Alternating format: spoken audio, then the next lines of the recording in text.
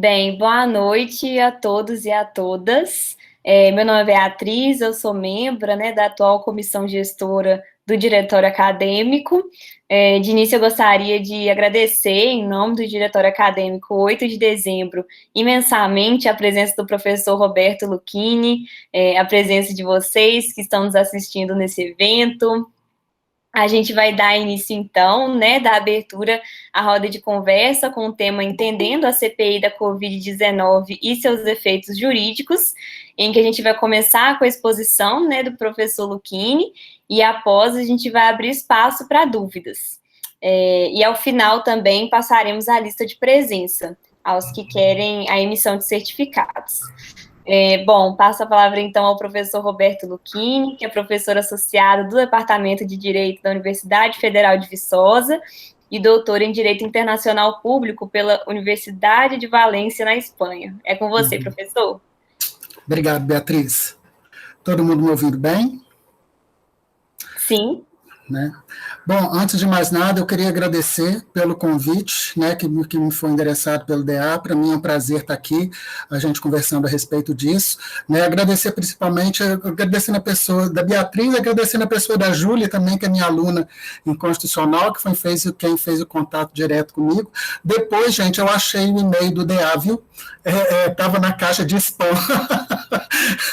Eu achei depois. Esse e-mail da universidade é uma novela, né? Ele sempre passando a perna na gente. Depois que eu respondi para a Júlia, que foi que eu vi o e-mail do DA. Né?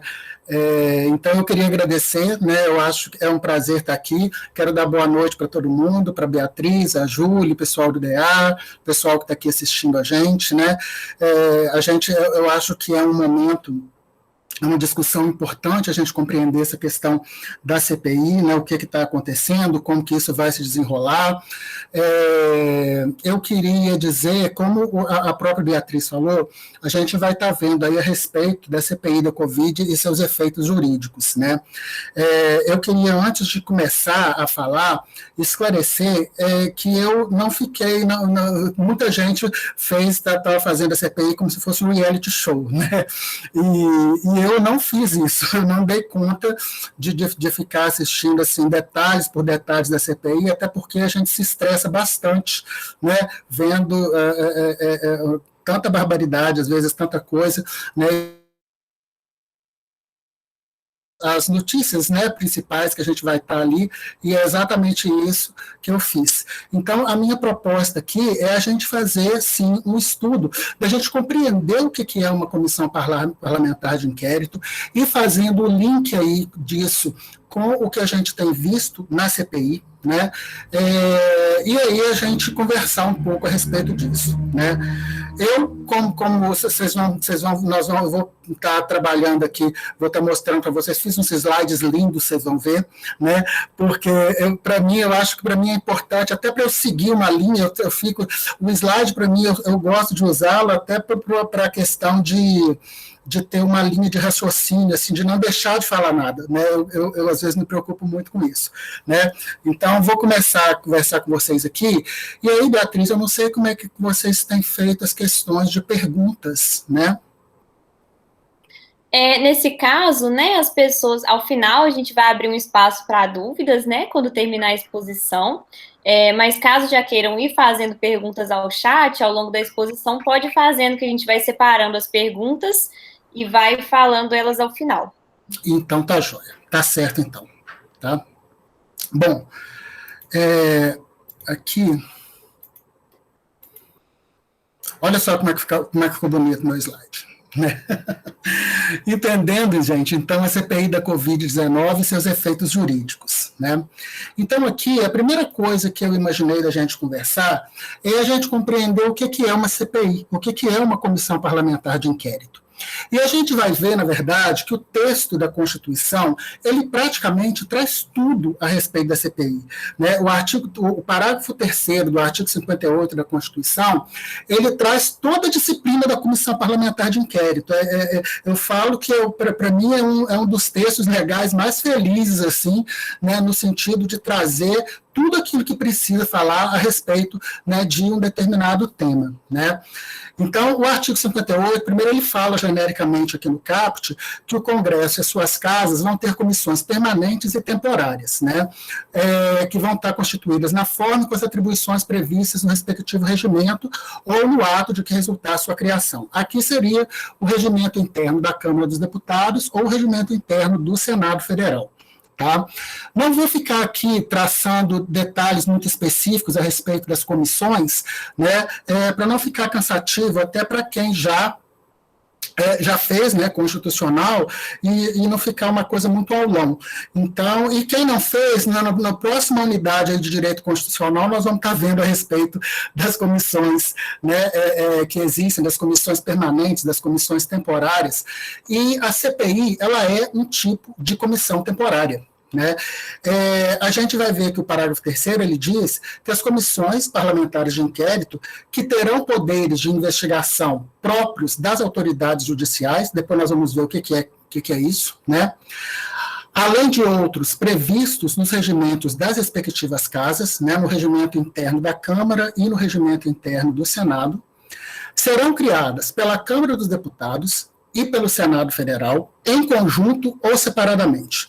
Quando elas são criadas em conjunto, elas recebem o nome, aquilo ali não está na Constituição, não, fui eu que pus, esse CPMI, Comissões Parlamentares Mistas de Inquérito, tá? Porque ela pode ser aberta só na Câmara, só no Senado ou em conjunto.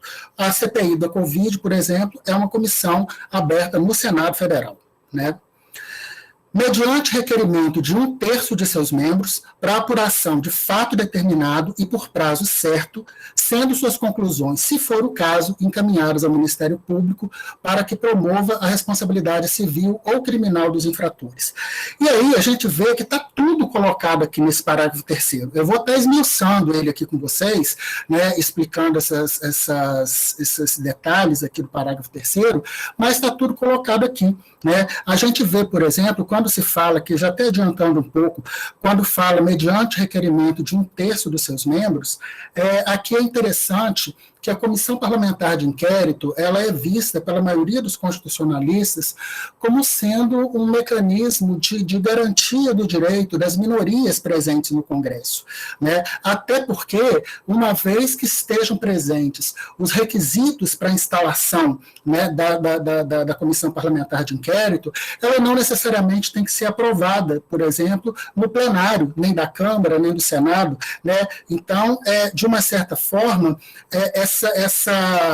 essa minoria ela vai estar sempre sendo possível, sempre vendo a possibilidade aí de apresentar alguma demanda, de se ver representada aí, que é um fator importante dentro aí do nosso sistema de representativo. Né? Aqui, falando um pouco dos requisitos da CPI, esmiuçando aquilo que eu falei com vocês, que está ali no texto do artigo 3º. Né? Então, isso que eu acabei de falar, assinatura de 1/3 de deputados, senadores ou membros do Congresso. E aí a gente acaba tendo uma criação automática. Ela não é automática assim que se pede. A gente viu, por exemplo, que na CPI do Congresso, o presidente do Senado, ele ficou cozinhando a CPI a ponto aí de ter tido uma determinação, né, do Supremo Tribunal Federal, do José Roberto Barroso,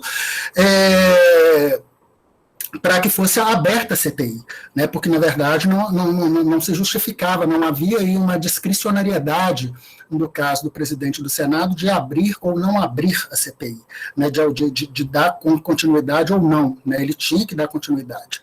Então, aqui, como eu disse antes, não exige aí a submissão ao plenário da Casa Legislativa. A gente vai ver que, além disso, ela necessariamente tem que estar trabalhando a apuração de um fato determinado. E isso é fundamental, porque justamente essa ideia do fato determinado, para que ela tenha um objeto bem definido, para que a CPI não vire aí um instrumento de perseguição política, né, em que, na verdade, vai crescendo, vai aumentando e vai se espalhando, fazendo uma coisa igual, por exemplo, a CPI da corrupção. O que é isso? CPI da corrupção, né? Tem que ter um fato específico para se apurar, para poder ser investigado, para se buscar produção de provas, para ver se houve aquele fato, ou se não aconteceu, quais são as circunstâncias que envolveram aquele determinado fato, e isso tem que estar muito bem definido, né? Eu vou estar falando mais disso aqui para frente.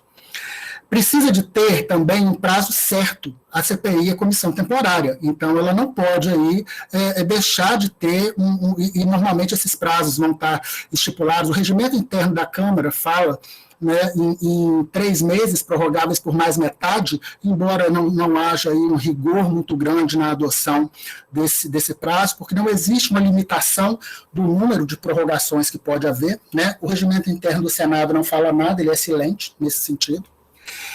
E é importante aqui a gente destacar que esse papel da CPI de fiscalização e de investigação não é uma função atípica, que a gente sempre pensa como função típica, né, do legislativo, legislar, sim, mas não é só legislar. Né? É papel do legislativo também, até como um órgão representativo da vontade popular, né, fazer essa fiscalização, essa investigação do papel, sobretudo do papel do executivo. Né? É importante, a gente não nós não somos um parlamentarismo branco, é importante também a gente afirmar isso, né? Mas essa função de fiscalização e de investigação do legislativo, ela é uma função típica. Então, porque às vezes eu já vi algumas pessoas falando que é uma função atípica, e isso é um erro. Não é, ela é uma função típica.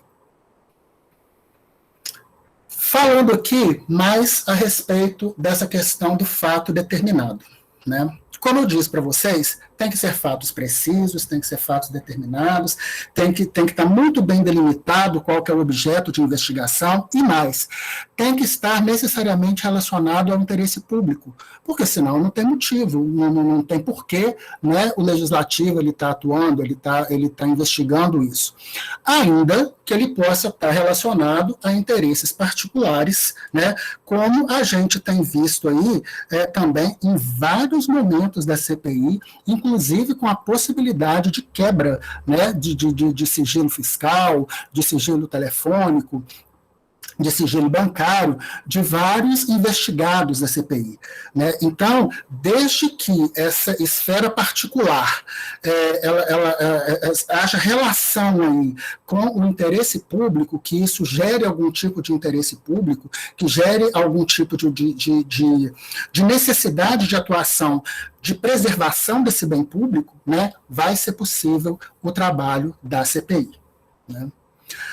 Uma outra coisa importante é que esse fato, ele não precisa de ser um fato único. A CPI ela pode investigar aí outros fatos também, desde que eles estejam relacionados àquele fato principal.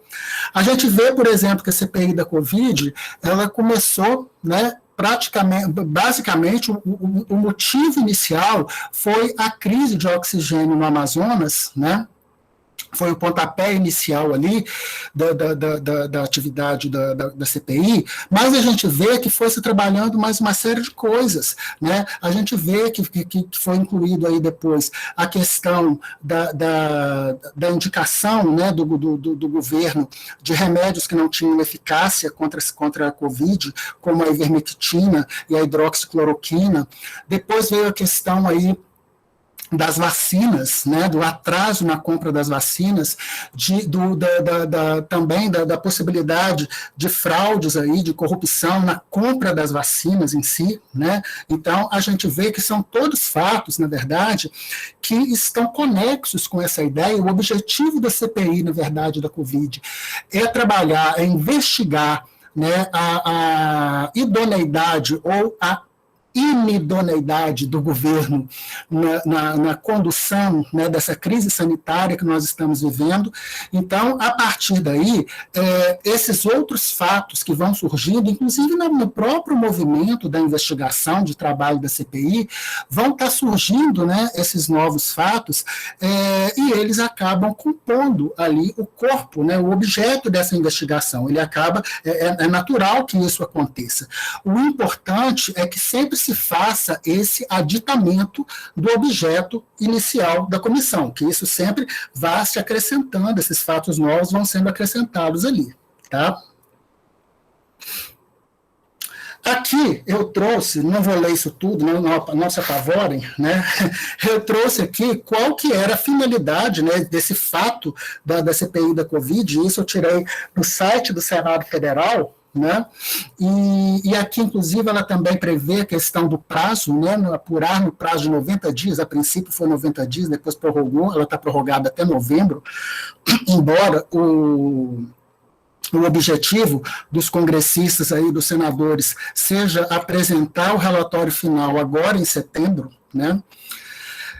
Então, ela foi apurar no prazo de 90 dias as ações e omissões do governo federal no enfrentamento da pandemia, né, de Covid no Brasil, em especial, o agravamento da crise sanitária do Amazonas, como eu disse para vocês, da questão do oxigênio, né?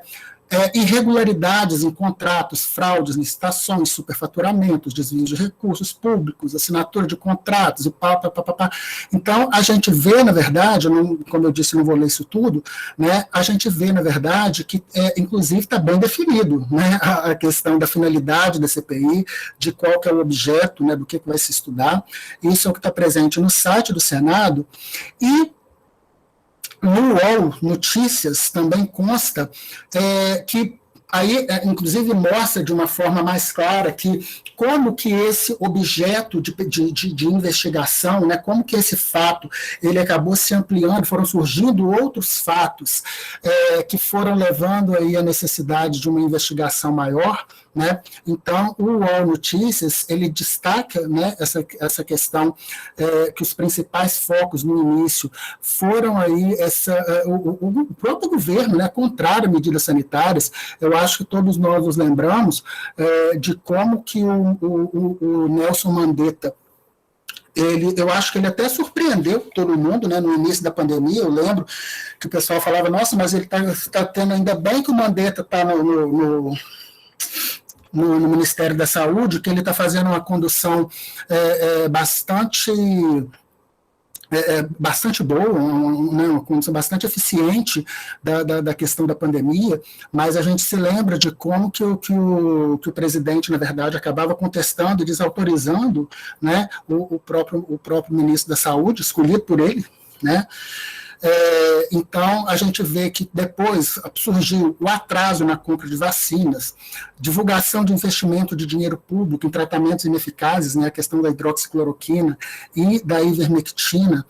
Também, um outro aspecto, as demissões do Mandetta e do Nelson Taik, né, no momento aí, a gente, no auge da crise da pandemia, né, nós ficamos sem ministro da Saúde, porque, na verdade, o Pazuello, que assumiu, né, ele não tinha nenhum tipo de formação, nenhum tipo de preparo para estar na frente do Ministério da Saúde, nós sabemos disso, né, inclusive, ele é um dos investigados na CPI da Covid, né? E vários outros fatores aí, vários outros fatos ligados à negligência do governo, essa questão da Pfizer, né, de não responder esses 81 e-mails, né, da Pfizer, agora, mais recentemente, essas irregularidades na compra da Covaxin, né, então a gente vê que houve aí uma sucessão de erros, uma sucessão aí de fatos que acabam levando aí a necessidade da instalação da CPI, né, e que são hoje objeto aí dessa investigação, né. Falando ainda do prazo, né, voltando aqui à questão do prazo, que ali a gente está falando do fato determinado, né, o prazo ele deve ser indicado no ato de criação da CPI. E foi o que aconteceu, né, com a CPI da Covid. Toda CPI vai ter que ter isso, né. E aí, uma pergunta que a gente faz, é possível prorrogar esse prazo? Sim. Quantas vezes? Como eu disse para vocês, não existe uma limitação do número de vezes que esse prazo vai poder ser prorrogado. Na verdade, o que tem que ficar demonstrado aí para efeitos dessa prorrogação é a necessidade de prorrogação, né, de que, na verdade, a CPI, dentro daquilo que ela definiu para que fosse apurado, ela precisa de mais tempo para a produção de provas, para ouvir testemunhas, para fazer perícia, né, ou seja, ela precisa de mais tempo para continuar o trabalho investigativo, né, dela. Então, isso que é fundamental. Mas não justifica, por exemplo, haver uma prorrogação se a CPI começa, nessa questão de fatos novos, começar a espalhar, por exemplo, a querer investigar outras coisas, igual agora, uma das discussões que a gente tem visto aí é a questão, né, da CPI está querendo ampliar os poderes de investigação para as fake news antes da eleição de 2018, né, até a eleição e até antes da eleição de 2018, o que a gente tem que tomar muito cuidado, porque senão acaba desviando do foco, né, principal aí de investigação, daquilo que realmente tem que ser apurado, né. Então, dentro dessa ideia da prorrogação do prazo, a situação em concreto ela tem que ser analisada, né, dentro de uma ideia de uma razoabilidade, tem que haver esse critério da razoabilidade, porque a gente não pode esquecer que a CPI ela é uma comissão temporária, né, ela não é uma comissão permanente, né. Então, é importante aqui que haja, como eu falei, não existe uma limitação desse número de prorrogações, né, mas tem que ter um bom senso aí.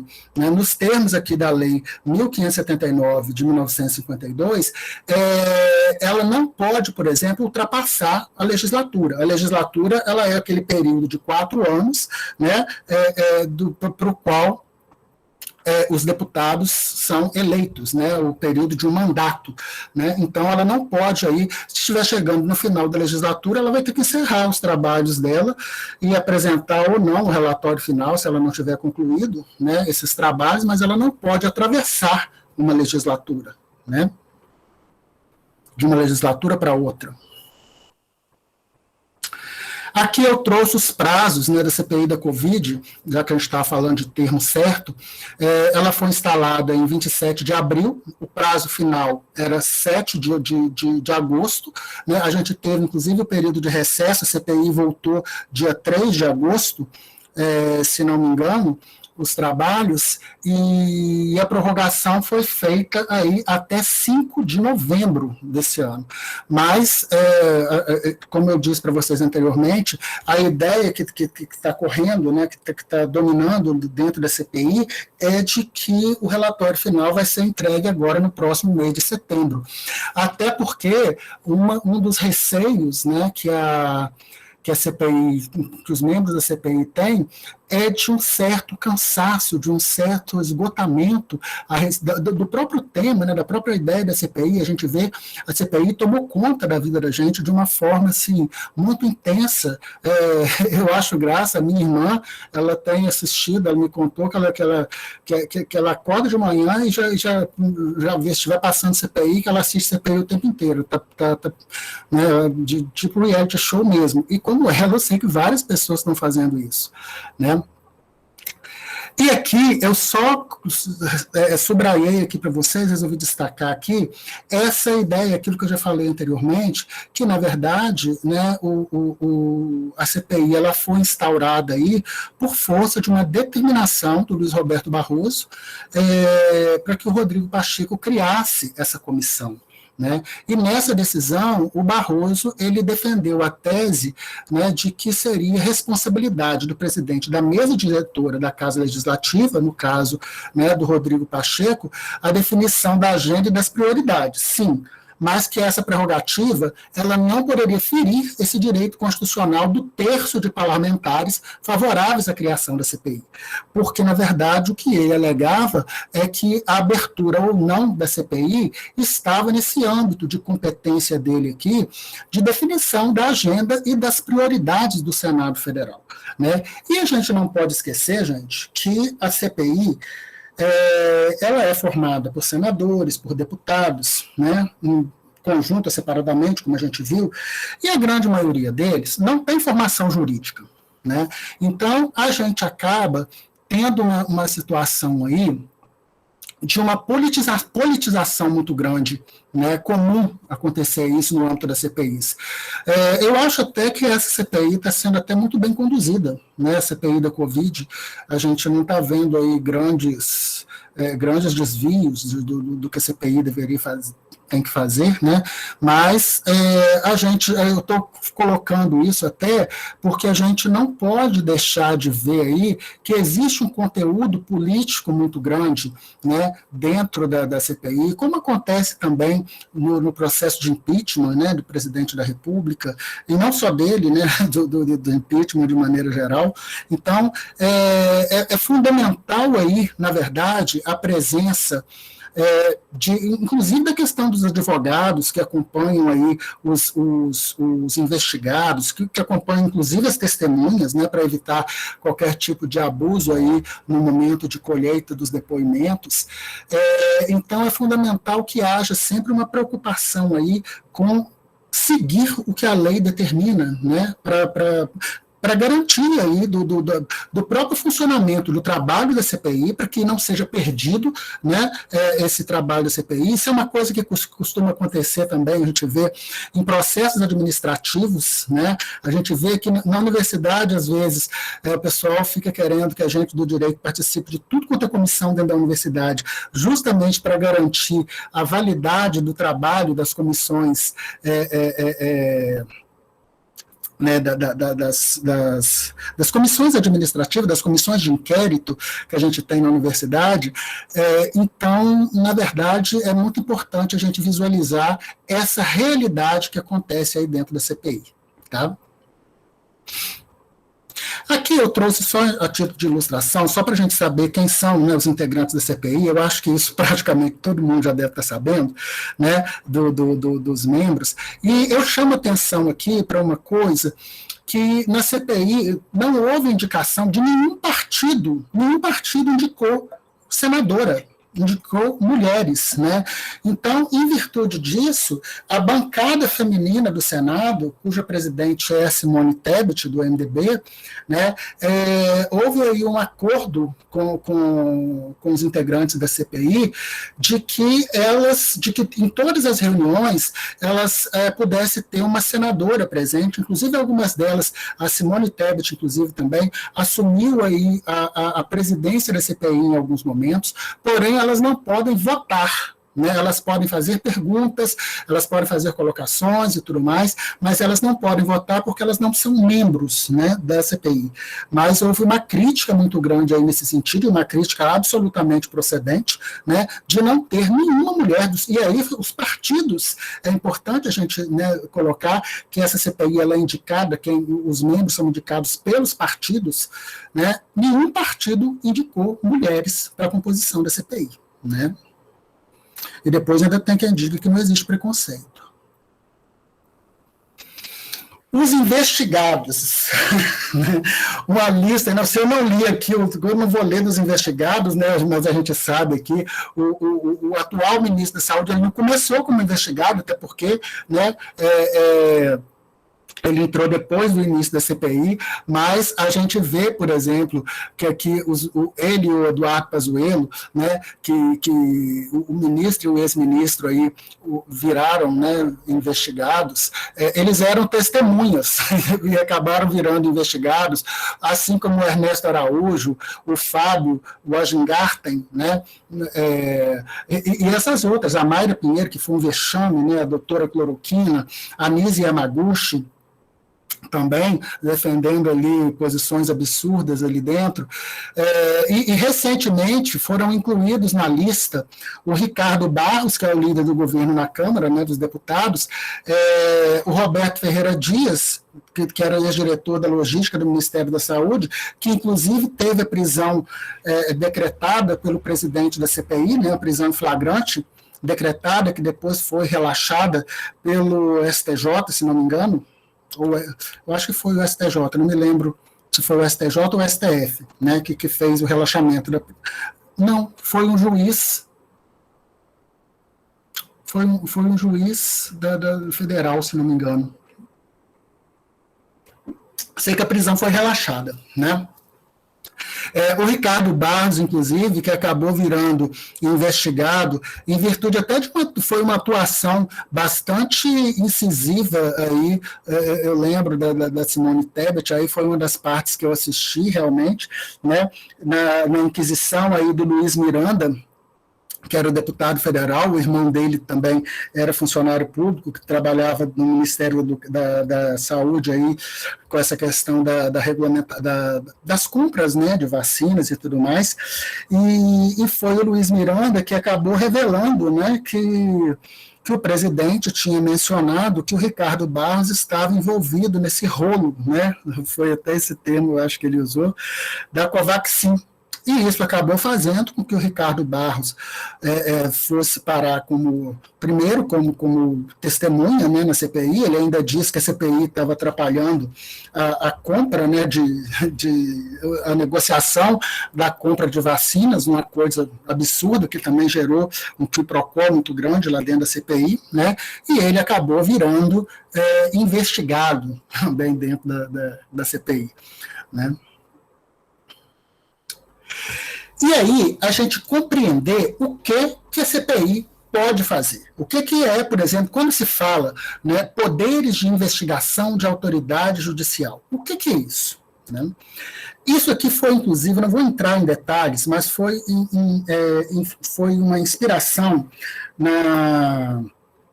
no direito italiano, né, e, se não me engano, também no direito espanhol, que aqui, na verdade, essa questão dos poderes, a gente não tem, na verdade, o juiz no Brasil, ele não tem propriamente um poder de investigação, né? A gente não tem a figura do juiz investigador.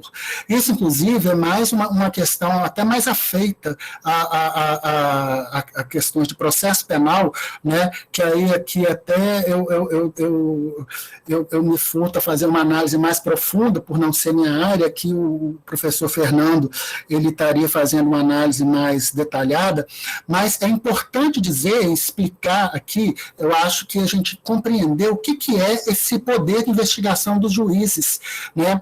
Que, na verdade, é esse poder que eles têm no âmbito da instrução processual, respeitados aqui o princípio da imparcialidade.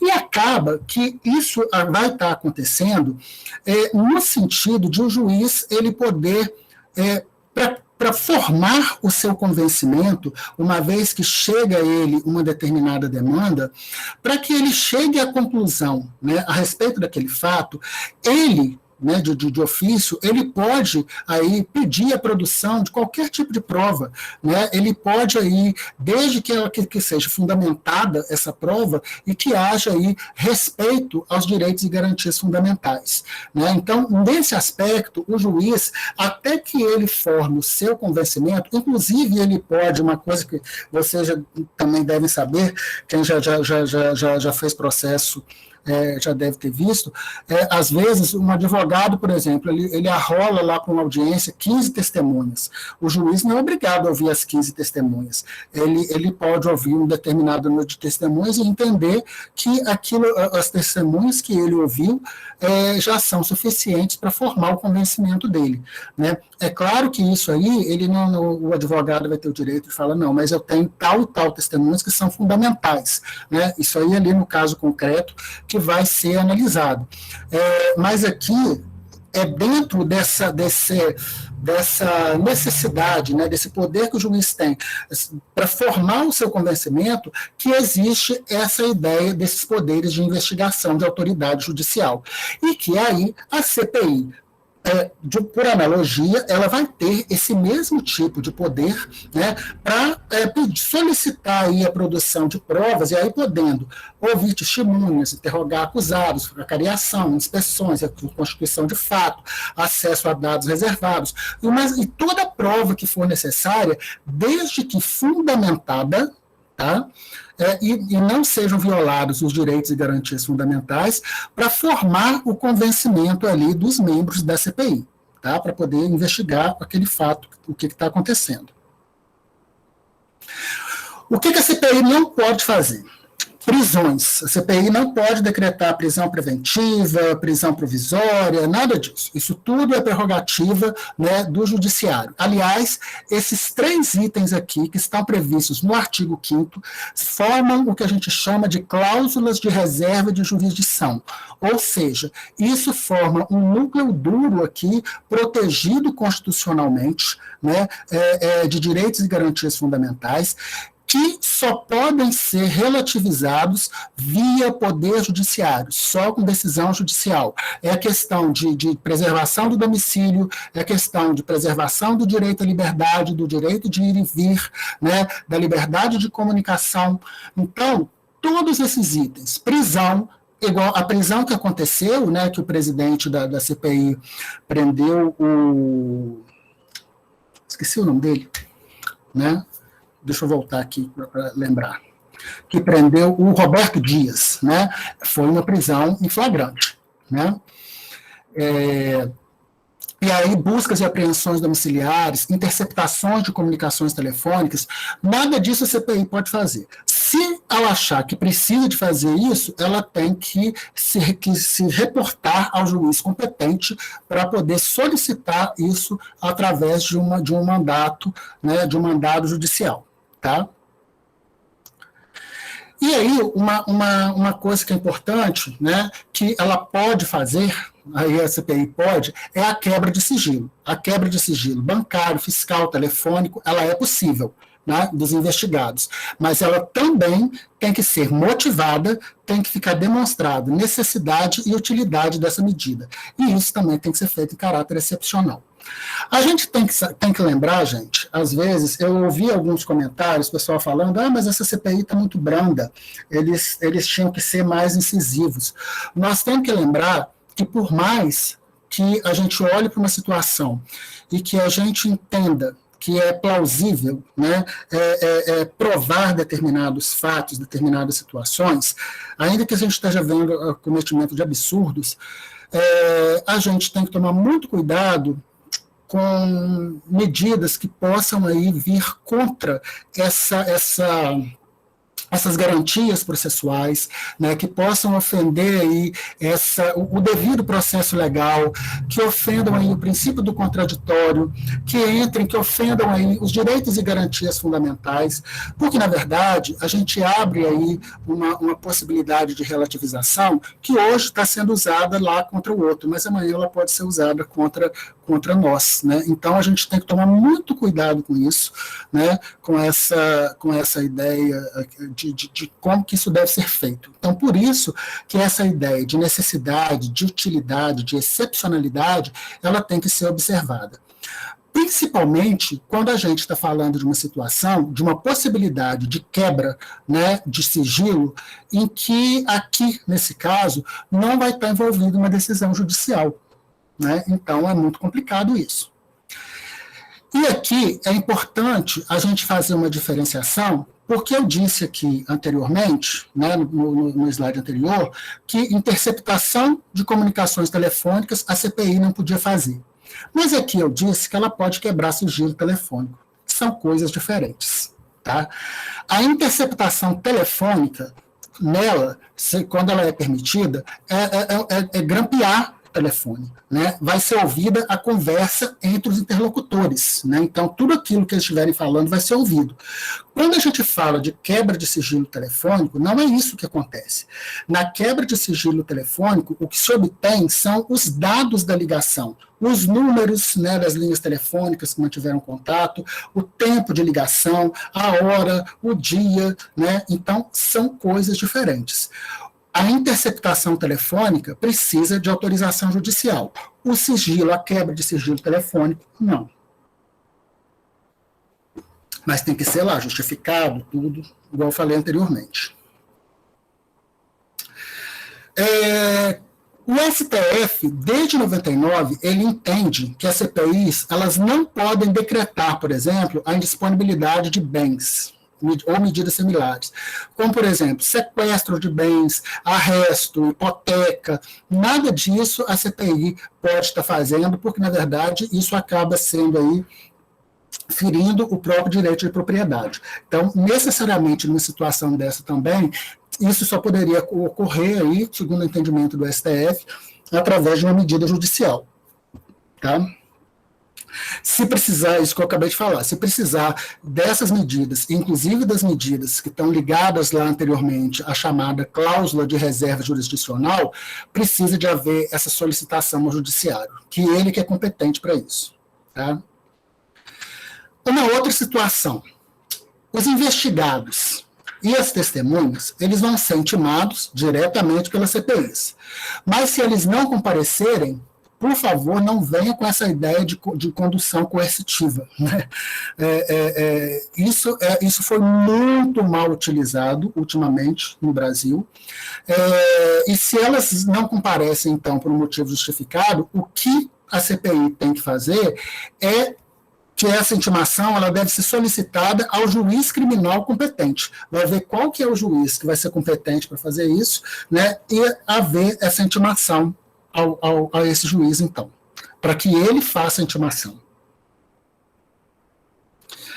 As CPIs também não podem. Fala, Luquinho, o que a CPI pode? Já falei, algumas coisas ela pode, mas outras ela não pode tudo, né? Impedir que o investigado saia da comarca ou do país, né? Isso, gente, é limitação da liberdade de ir e vir. Pode pedir, lembrar que isso que ela não pode diretamente, mas ela pode pedir e fazer solicitação judicial nesse sentido, né? Aqui, o segundo, ela não pode fazer solicitação judicial, não. Atrapalhar ou impedir o trabalho dos advogados, isso aí de maneira nenhuma. Né, os investigados, as próprias testemunhas, inclusive a gente viu várias situações aí na CPI, né, de pessoas acompanhadas de advogados, impetrando habeas corpus preventivo para não sair preso lá da CPI, né, requerendo aí o direito ao silêncio, que na verdade ele não precisa de requerer o direito ao silêncio aí, ele pode chegar lá e não falar nada, porque ninguém é obrigado a se autoincriminar, não precisa de autorização judicial para isso, é importante a gente colocar isso, né? Mas é fundamental aqui que o trabalho dos advogados e advogadas não sejam obstaculizados, isso daí em momento algum, né, em nenhuma situação, porque, na verdade, então, isso, na verdade, é uma ofensa ao profissional, ao exercício da profissão, e também é uma ofensa ao princípio aí da ampla defesa. Né? Então, é fundamental. A CPI, por exemplo, gente, ela tem uma natureza inquisitória, investigativa, e o próprio nome diz, Comissão Parlamentar de Inquérito. Ela se assemelha ao inquérito policial, ao inquérito civil público, em que não há propriamente contraditório. Né? O estabelecimento de um contraditório existe quando há alguém, quando se imputa uma determinada prática de crime, quando a pessoa ela é indiciada, quando ela, na verdade, está sendo acusada formalmente de alguma prática de crime, de alguma situação. E aí se estabelece o contraditório. Não é o que acontece na CPI. A CPI ela não julga, a CPI ela não processa, a CPI simplesmente fiscaliza e investiga. Né? Mas isso não significa que em várias situações não seja importante a presença do advogado ali, justamente até para evitar que haja algum tipo de ofensa mais direta ao direito do cliente, ao direito da pessoa dele ali, ao direito da pessoa que está ali na condição de investigado e na condição de testemunha. Né? Porque a gente, na verdade, a gente às vezes tem a ideia de a pessoa está sendo investigada, a gente automaticamente já coloca a pessoa como culpada. A gente esquece que a presunção é de inocência.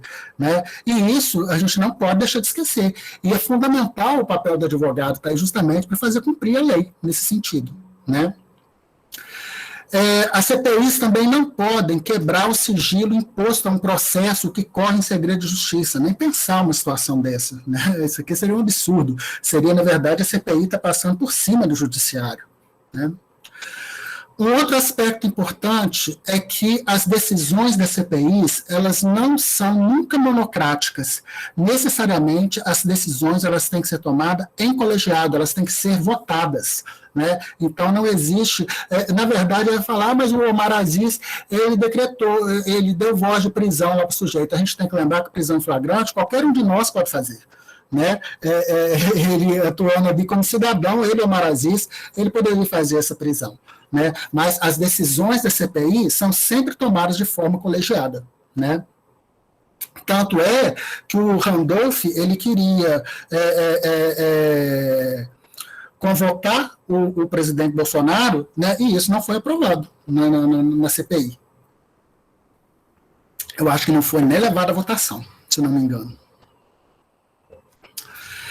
A CPI, gente, ela é, então, um procedimento administrativo, né, de feição política, de cunho meramente investigatório. Como eu acabei de falar com vocês, a CPI não julga, a CPI não impõe pena, né, e nem acarreta perda de mandato eletivo. Tá? Quem estiver achando que isso vai acontecer, pode colocar as barbinhas de molho. Não acredito que nenhum de vocês esteja pensando isso. Né? As conclusões da CPI, elas são informativas e opinativas. E o que vai acontecer é como no final do parágrafo 3º, lá do artigo 58 diz, que elas vão ser, se for o caso, encaminhadas ao órgão competente, normalmente ao Ministério Público, para promover a responsabilização civil e ou criminal, né, da pessoa que estiver sendo investigada, das pessoas que estiverem sendo investigadas. A Lei 10.001, de 4 de setembro de 2000, ela traz, né, ou trazia, continua, ela foi declarada parcialmente inconstitucional recentemente, algumas situações aqui, mas ela previa a questão aí da prioridade das decisões, né, da CPI que mandasse para o Ministério Público e para as autoridades competentes, que eles deveriam dar prioridade para o andamento aí dos casos que tivessem sido apurados no âmbito das CPIs. O artigo 1º, né, diz o seguinte: os presidentes da Câmara dos Deputados, do Senado Federal ou do Congresso Nacional encaminharão o relatório da CPI respectiva e a resolução que o aprovar aos chefes do Ministério Público da União ou dos Estados, ou ainda às autoridades administrativas ou judiciais com poder de decisão, conforme o caso, para a prática de atos de sua competência.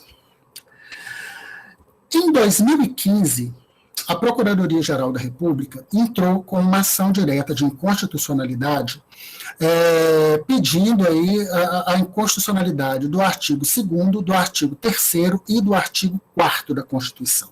Da Constituição, desculpem, da lei. Né? O artigo 2º diz o seguinte: a autoridade a quem for encaminhada a resolução informará ao remetente, no prazo de 30 dias, as providências adotadas ou a justificativa pela omissão. E aí, o Supremo Tribunal Federal, em junho agora, 29 de junho, né, a relatora foi a ministra Carmen, né, e o voto dela foi referendado, né, pelo Pleno do Supremo, da Carmen Lúcia, e as expressões no prazo de 30 dias, né, e ou a justificativa pela omissão foram declaradas inconstitucionais. E isso por quê? Em controle concentrado. Né? Lembrando o pessoal que fez constitucional, porque aqui era uma ação direta de inconstitucionalidade, era o próprio objeto da ação. Né? E isso por quê? Porque, na verdade, entendeu-se que aqui houve o Supremo entendeu que houve duas questões. Houve, na verdade, uma ingerência no Ministério Público, no sentido de que o Ministério Público ele deve ter liberdade para poder definir quais são as prioridades, né, que ele deve ter no sentido do encaminhamento de ações, e isso comprometia, aí, então, essa independência funcional do Ministério Público, e também foi uma invasão de competência do Executivo, porque, na verdade, essa organização do Ministério Público, se não me engano, deixa eu ver o artigo aqui. Exatamente, é o artigo 61, parágrafo 1º, que diz que são de iniciativa privativa do presidente da República as leis aqui, que disponham sobre, e aí está no artigo 51, inciso 2, a linha D, organização do Ministério Público e da Defensoria Pública da União, bem como normas gerais para a organização do Ministério Público. Então, na verdade, houve uma invasão, entendeu-se que houve uma invasão de competência aí do presidente da República, porque essa é uma competência privativa dele, né? E aí acabou restando prejudicado. O parágrafo único. A autoridade que presidir processo ou procedimento administrativo ou judicial instaurado em decorrência de conclusões de CPI comunicará semestralmente a fase em que se encontra até a sua conclusão. Que, além disso, né, o Ministério Público tinha que manter informado o Congresso Nacional ou a Câmara dos Deputados ou o Senado Federal de como que estava o andamento aí das medidas, né, tomadas. Realmente é um pouco de exagero, né, isso, com relação ao MP. O artigo 4º, vou voltar aqui no artigo 3º, depois. O artigo 4º, né, o descumprimento das normas dessa lei sujeita a autoridade a sanções administrativas, civis e penais. Aí, mais ainda, né, ficou caracterizado, se entendeu aqui, que houve uma ofensa aí à independência funcional do Ministério Público, nesse sentido. Mas a Procuradoria-Geral da República também pretendia derrubar o artigo 3º, que diz que o processo ou procedimento referido no artigo 2º terá prioridade sobre qualquer outro, né, exceto sobre aquele relativo a pedido de habeas corpus, habeas data e mandado de segurança. Aqui, o STF entendeu que, na verdade, isso não feria a independência do Ministério Público e que também não caracterizaria uma invasão de competência do presidente da República, porque, na verdade, aqui seria uma questão de interesse público relevante e que, na verdade, o simples fato de dar essa prioridade não caracterizaria aí essa invasão de competência. Mas o demais da lei acabou restando prejudicado porque foi declarado inconstitucional recentemente. Na verdade, o objetivo aí, eu acho, desse texto legal era justamente garantir uma maior efetividade, né, às decisões das CPIs, porque na grande maioria das vezes, às vezes o que a gente percebe é um envolvimento muito grande dos senadores, uma mobilização aí da opinião pública, como a gente tem visto, e que muitas vezes acaba não dando em nada, porque não existe aí nenhum tipo de... A CPI ela não tem nenhum tipo de poder de fazer valer, né, as decisões que ela tomar e tudo mais. Fica tudo dependendo, na maioria das vezes, de uma atividade, de uma atuação do Ministério Público nesse sentido, né? Então, eu acho que o objetivo era justamente procurar aí garantir uma maior efetividade do trabalho das CPIs. E aí a pergunta que não quer calar, né? O presidente Jair Bolsonaro pode ser investigado pela CPI da Covid-19? Já adianta a resposta. Não. O artigo 86 da Constituição Federal, ele exige aí a autorização de 2/3 da Câmara, que é o juiz de admissibilidade, né, e julgamento perante o STF ou o Senado Federal, para que possa haver qualquer tipo aí de indiciamento, qualquer tipo de investigação a respeito aí da figura do presidente da República. Existe uma certa discrepância doutrinária no sentido de saber se isso atingiria também aspectos investigatórios, onde não existiria uma acusação formal, né, contra o presidente da República. Ele não estaria sendo indiciado, ele não estaria sendo processado, porque o artigo 86, se a gente for olhar aqui, né, a letra da lei, o que diz o artigo 86? Olha só. Admitida a acusação do presidente contra o presidente da República por 2/3 da Câmara dos Deputados, será submetido a julgamento perante o Supremo Tribunal Federal nas infrações penais comuns ou perante o Senado Federal nos crimes de responsabilidade. Aqui já está se falando de uma acusação propriamente dita. Então, isso abre brecha para parte da doutrina entender que investigado, né, o presidente poderia ser. Mas é uma parte minoritária da doutrina. A grande maioria entende que não. Né? E aí, o que se entende é que o presidente, e aí, gente, não é o Bolsonaro, é qualquer presidente. Né? Nós estamos falando do Bolsonaro porque é ele que está na presidência agora. Que o presidente, ele pode ser convidado, né, mas ele não pode ser convocado. A CPI, ela vai estar investigando os atos, omissões do governo federal durante a pandemia, mas isso não significa uma investigação individual do presidente da República. É claro, a gente está vendo aí, a gente viu, inclusive, várias situações dos senadores atribuindo crimes ao presidente, crime de prevaricação, até de curandeirismo, né, foi atribuído a ele. Mas isso necessariamente, efeito jurídico, né, isso não vai ter. Porque, na verdade, quem é competente para poder fazer a apresentação de uma denúncia contra o presidente da República é o Procurador-Geral da República, que, no caso, nesse momento, é o Augusto Aras, que foi, essa semana, amplamente, né, teve uma votação, uma folga ampla no Senado para ser reconduzido no cargo de Procurador-Geral da República. Um dos nomes que estava na possibilidade de indicação para a vaga do Supremo Tribunal Federal, quando o Marco Aurélio aposentou, né, o ministro Marco Aurélio aposentou, né, extremamente próximo ao presidente da República e que dificilmente vai estar oferecendo algum tipo de denúncia contra o presidente, seja de crime comum, seja de crime de responsabilidade. Né? E aí, eu trouxe aqui uma colocação do Davi Tangerino, que ele é professor de Direito da Fundação Getúlio Vargas de São Paulo, que ele diz o seguinte: a competência para investigar crime comum do presidente da República é do Procurador-Geral da República, como eu acabei de falar, o Augusto Aras, né? Como órgão de investigação, no entanto, a CPI pode investigar o governo federal de forma mais ampla, incluindo atos administrativos do presidente. Isso quer dizer que os senadores podem, como tem feito, ouvir testemunhas sobre atos do presidente, requisitar documentos e dados do governo.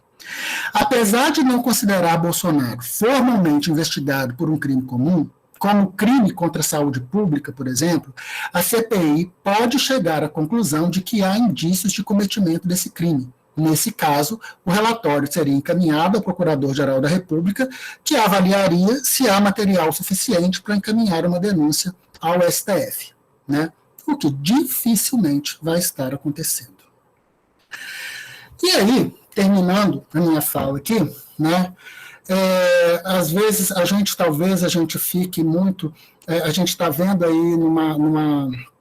um momento, né, de que a CPI se encaminha para o fim dos trabalhos, né, no sentido aí de já apresentar o relatório final, e a gente percebe que, na verdade, ela não tem um poder efetivo de fazer valer nada daquilo que ela está apurando nesse momento. Ela depende aí para concretização, por mais que ela apure uma série de crimes, por mais que ela apure uma série de irregularidades, uma série de condutas aí que devam ser punidas, isso sempre vai estar dependendo aí, ela vai estar encaminhando esse relatório final para as autoridades competentes, e são essas autoridades que vão ter que levar isso a cabo. Então, acaba que o trabalho da CPI, ele termina ali no relatório final, e é esse trabalho de fiscalização e de investigação. Né, e que, se não for levado adiante, né, é um trabalho que fica ali juridicamente, digamos aí, né, para gerar mais efeitos jurídicos, de uma certa forma perdido. Porém, eu acho que a gente precisa lembrar que, mesmo sem ter aí esse poder de punir, as conclusões da CPI têm um impacto político muito importante. A gente vê que, durante esse procedimento todo da CPI, houve, inclusive, uma queda de popularidade tremenda do presidente, né, da República, E esse relatório, então, ele acaba tendo uma força, um impacto muito grande, né?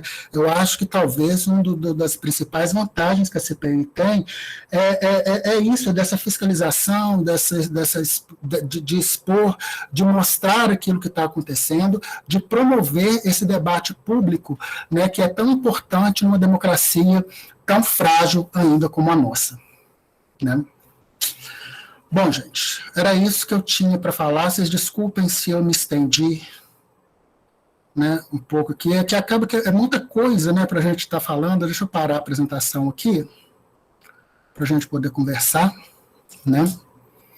Tá? Professor, a gente agradece muito a sua exposição, foi ótima. Nossa, acho que abrangeu, assim, totalmente o tema. A gente tem Que algumas bom, fico perguntas feliz. aqui no chat. Eu vou estar trazendo aqui as perguntas, então. Aí, Uhum. o senhor quer que eu faça logo as perguntas que estão aqui de uma vez ou uma de cada vez? Não, eu prefiro uma de cada vez, Beatriz. Ok. A primeira pergunta que foi feita é: professor, você considera a CPI da Covid-19 que a CPI da Covid-19 está conseguindo delinear os equívocos desse governo de forma eficaz? Olha, eu acho até que ela está conseguindo mais do que a gente imaginava, né? Se a gente for analisar aí, a gente tem visto uma exposição muito grande, a gente tem visto a cada movimento da CPI, a gente tem visto que tem aparecido fatos novos, né, que tem aparecido aí nos depoimentos que a gente tem visto na CPI, surgindo aí, exatamente aquilo que eu falei anteriormente, fatos novos que vão se conectando, que vão formando essa trama, né, e é claro que isso acaba sendo também uma visão muito pessoal, cada um, vai ter gente que vai achar que não, que devia estar, como eu disse para vocês, algumas pessoas achando que a CPI devia estar batendo mais forte, que ela devia estar sendo mais incisiva, mas nós não podemos deixar aí de vislumbrar a necessidade, como eu falei com vocês, desse devido processo legal, né, da proteção aí do contraditório, da ampla defesa. Então, eu acho que dentro dos limites de atuação que a CPI tem, ela está se pautando muito bem, né, nessa apuração de todos esses fatos no trabalho que ela se propôs. Professora, a próxima pergunta é da Amanda. Os senadores votados para serem titulares podem se abster do cargo? Podem, né, se eles não quiserem participar, né, ninguém é obrigado a fazer nada, a não ser por força de lei. Né, se eles não quiserem, eles não têm obrigação de aceitar. Né? Embora dificilmente, aí, até por uma questão de visibilidade que eles acabam tendo, né, e tudo mais no CPI, é meio que o sonho de todos eles estar presente ali no CPI. Né? Mas podem sim. Entendi. A próxima pergunta é do João Ubner. A pergunta dele é: em face do não oferecimento de denúncia pelo procurador-geral, mesmo sendo relatório robusto em questão de fundamentação de crimes cometidos pelo governo federal, haveria algum outro procedimento em relação ao relatório? Ou, diante disso, ele seria simplesmente arquivado? Infelizmente, ele seria simplesmente arquivado. Né? Não existe, e isso inclusive é uma discussão que tem se feito, como que num regime democrático como o nosso, a gente acaba colocando nas mãos de uma única autoridade, né, que no caso é o Procurador-Geral da República, um papel, uma responsabilidade tão importante como essa de fiscalização do Poder Executivo, de fazer uma acusação contra o presidente numa situação tão grave, depois de um trabalho como esse da CPI, né, e de isso ficar perdido, inclusive com essa situação que a gente vê, uma autoridade que é nomeada pelo próprio presidente da República, né, que vai ser fiscalizado por ele, que vai ser investigado eu escolhi o meu algoz. Né? Eu escolhi a pessoa responsável por me fiscalizar, por tomar conta de mim. Né? Então, isso é um problema muito sério que nós temos e infelizmente, a gente não existe nenhuma previsão legal de alguma outra possibilidade, de alguma outra situação que poderia ter, passando por cima aí do Procurador-Geral da República. Infelizmente, a gente não tem. Uma última pergunta que eu queria fazer, que eu fiquei pensando ao longo da Uhum. exposição, é quando você falou em relação à responsabilização, né, que no caso a CPI não processa, ela faz só investigação mesmo, né, dos fatos. Mas aí, nesse caso, no caso de uma responsabilização pelos órgãos jurisdicionais, né, de algum dos investigados, pode-se responsabilizar também alguém que não é investigado? Então, por exemplo, às vezes fazer alguma ligação em relação a uma investigação que estava sendo feita em relação aos investigados, que às vezes tem alguma ligação com outra pessoa, tem essa possibilidade? Não é comum de acontecer, Beatriz, mas igual até numa situação como essa que a gente tem visto aí, dessa impossibilidade de se fazer uma investigação direta do presidente da República, né, ele está surgindo aí, o nome dele surgiu em várias situações que indicam uma prática de crime, né, embora ele não esteja como investigado, e isso é claro que pode estar presente, deve estar presente no relatório da CPI, né, ainda que ele não esteja como investigado. Então, a rigor pode sim, embora não seja uma regra, que normalmente o que vai acontecer? E foi o que a gente viu acontecer durante a CPI. A gente teve várias situações aí de pessoas que foram lá servir de testemunhas, atuar como testemunhas e viraram investigados.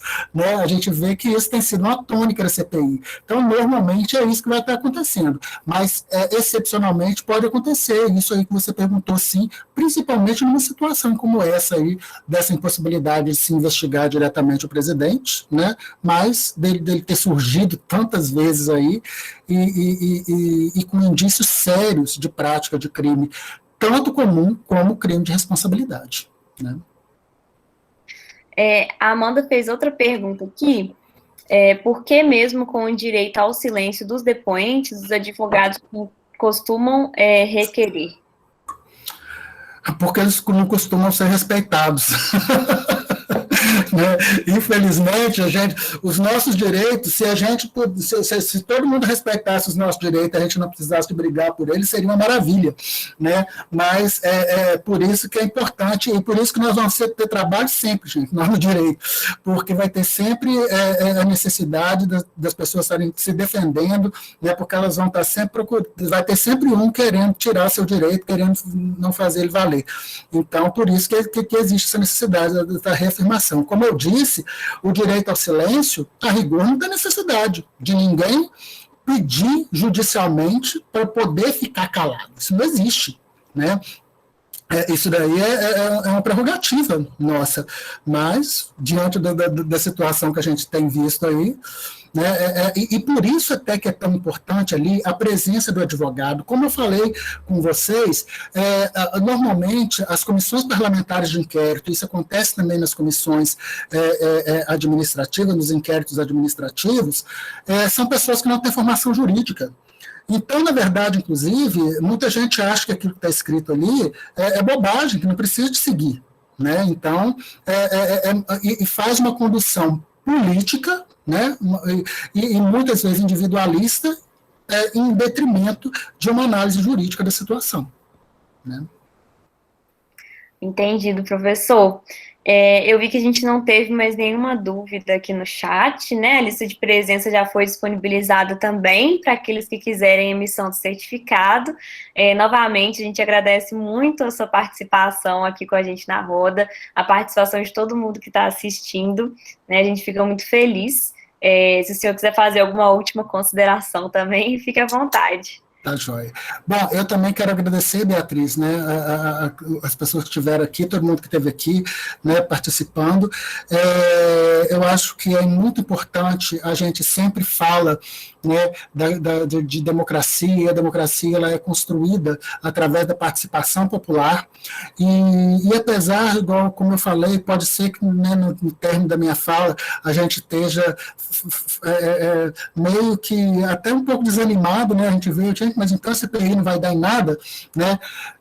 E aí eu acho que é uma coisa que a gente realmente precisa de repensar, né? Isso que eu falei, né, dessa questão de se garantir uma maior efetividade desses trabalhos da CPI, né? Mas, por outro lado, não acho que seria dar mais poder à CPI, né? Porque, na verdade, até pelo fato de normalmente ela ser composta por pessoas que não têm essa formação jurídica, né, o risco de violação de direitos acaba sendo muito grande, de violação de normas acaba sendo muito grande, mas talvez o que a gente tivesse que pensar seria justamente aí, como eu disse anteriormente, essa questão de quais seriam essas autoridades, né, competentes para poder tomar as medidas cabíveis a partir do relatório, a partir dos trabalhos da CPI, né, para que isso não ficasse perdido. Nós estamos vendo aí, gente, quanto dinheiro público está sendo gasto nisso, quanto tempo, quanta coisa está se investindo, né, para a realização disso, para depois não dar em nada.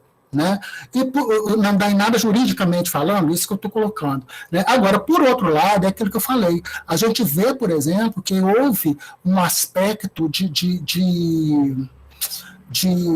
impacto político, de impacto social muito grande nesse trabalho da CPI. A gente vê, por exemplo, aí que houve um crescimento muito grande da reprovação. Né?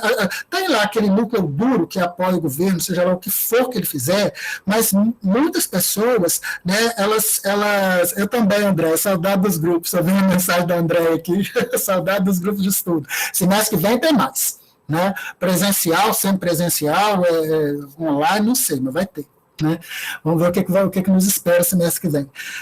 Mas aí eu acho que a gente percebe que houve uma maior conscientização política, que uma maior preocupação a respeito dessa necessidade, dessa participação, e isso é fundamental para nós, principalmente, como eu disse, numa democracia jovem como a nossa, e que a gente não tem uma tradição de movimento político, de movimento social, a gente está engatinhando nisso ainda. Então, isso eu acho que é um papel muito importante que a CPI acabou trazendo para nós. Né? E mais uma vez quero terminar agradecendo, né, eu acho que é uma oportunidade muito legal da gente estar aqui conversando, da gente estar discutindo. Às vezes é uma coisa que eu costumo fazer muito nos grupos de estudo, que às vezes são temas que a gente gostaria de se aprofundar mais durante as aulas, mas a gente tem programa, né, a seguir, e a gente às vezes não consegue fazer isso de uma forma, da forma como a gente gostaria, e esses momentos assim, eu acho que são oportunidades importantes para a gente poder discutir melhor essas questões. Eu agradeço muito a oportunidade de estar aqui, né? Espero participar outras vezes com vocês. Uma felicidade para mim, tá? Com certeza, professor. Vamos ter muitos outros eventos aí em vista. Tomara. Bom, mas, de novo, né, agradecer a participação de todos, uma boa noite. Em breve, os certificados vão ser disponibilizados também, né, vão ser enviados por e-mail, e assinar a lista de presença, né, e é isso, a gente fica feliz demais com os resultados da roda. Então tá jóia. Um grande abraço, gente. Boa noite. Continua se cuidando direitinho. A pandemia não acabou. A variante Delta tá aí. Infelizmente. Pois é. Um abraço para vocês. Um abraço, professor.